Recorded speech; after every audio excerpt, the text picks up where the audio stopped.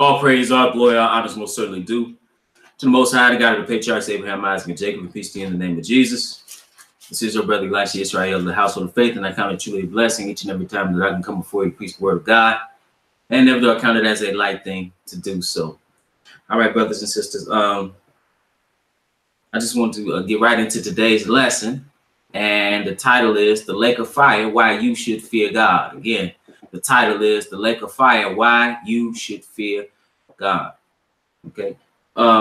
During the course of this lesson, we'll find out the situation that man is in because of sin and what that brings about, which is eternal damnation.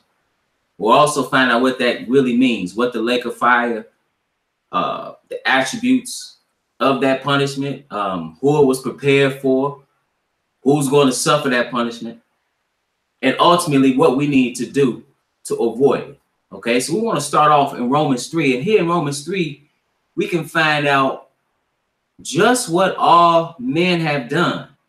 Okay, this is Romans 3 in verse 23. And many are familiar with this verse. It says, for all have sinned and come short of the glory of God. Okay, it didn't say a few, it didn't say some, it said all. Okay, the one we find that was without sin was none other than the Mashiach, or the Messiah. He came to this earth.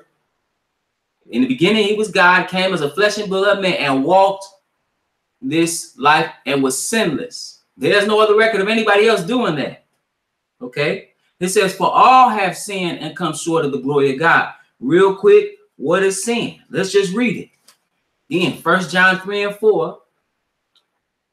It reads, it says, whosoever committeth sin transgresseth the law, for sin is the transgression of the law. Sin is not just what you say. It's not just what I say. It's not just what you feel.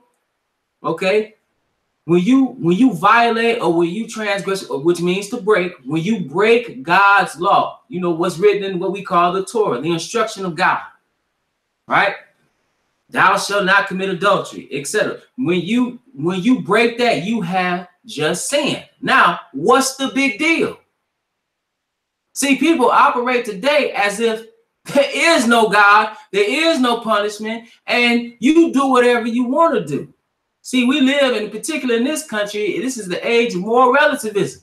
Morality is based on what people feel and what is common at the current time.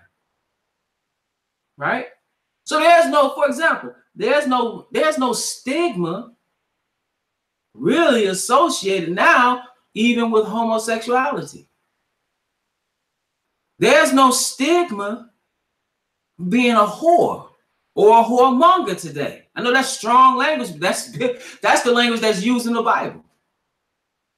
See, there's no stigma for these things. These are just examples. But he says, whosoever committed sin, whoever sins, transgresses or breaks the law. For sin is the transgression of the law. Now, what we find the big deal when we go back to Romans. What's the big deal when you sin? See, Romans 6, and we want to pick it up at verse 23. And sometimes you have to go through the basics because, quite frankly, many people who are within or under the umbrella of Christianity don't even understand basic concepts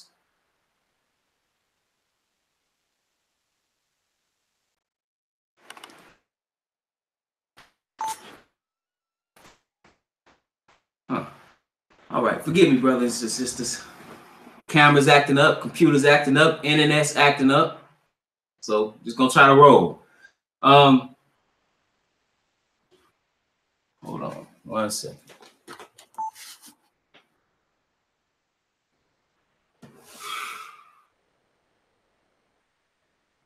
Yeah, I don't know if this is gonna work. I'm gonna get off of here and I'm gonna come back in about 5 minutes.